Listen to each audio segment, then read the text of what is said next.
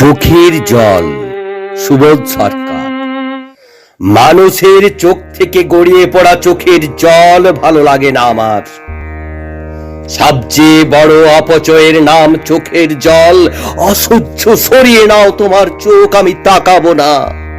খেতে দিতে না পেরে বাবা চলে গেলেন।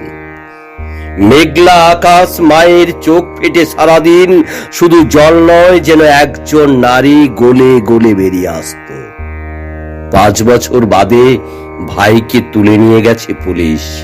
মা, আমার অসহ্য লাগে চোখের জল, চুপ করো।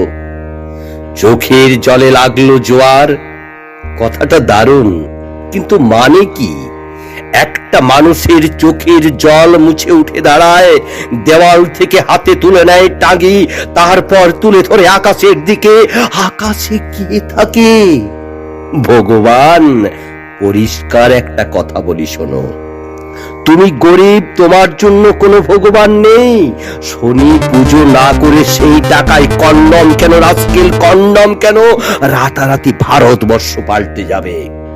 চোখের জলে কিছু হয় না। একটা জাতি উঠে দাঁড়ায় 3টি কারণে: মাথার জোরে, গায়ের জোরে, মনের জোরে। তোমরা যারা ভালো করে খেতে পাও না, তাদের চোখে এত জল আসে কি করে? মাকেও দেখতাম, যেটুকু খাবার জুটত ভাই বোনদের খাইয়ে নিজে চাচির মুখে দিয়ে বাসন মাজতে মাজতে কাঁদতেন। গরিবের চোখের জল কি বেশি হয়? চোখ থেকে গড়িয়ে পড়া চোখের জল সহ্য করতে পারি না আমি। বাইপাসের ধারে একটা নগ্ন মেয়ের চোখ থেকে জল গড়িয়ে পড়লো গালে, গাল থেকে একটা বিন্দু গিয়ে পড়লো স্তনের বোটায়। আমি অবচেতনের ঐশ্বর্য লিখতে আসিনি, আমার জামাটা খুলে তাকে দিই, বলি ওঠো।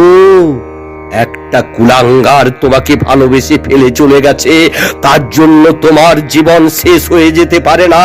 একটা জাতি উঠে দাঁড়ায়, একটা মানুষ উঠে দাঁড়ায় পরিষ্কার 3টি কারণে। দরকার যে কোনো একটা জোর, হয় গায়ের, নয় মাথার, নয় মনের। তাজ বেঙ্গলের উল্টো দিকে মাঝ রাত্রে একটা বালক হাঁটুতে মুখ গুজে কাঁদছে।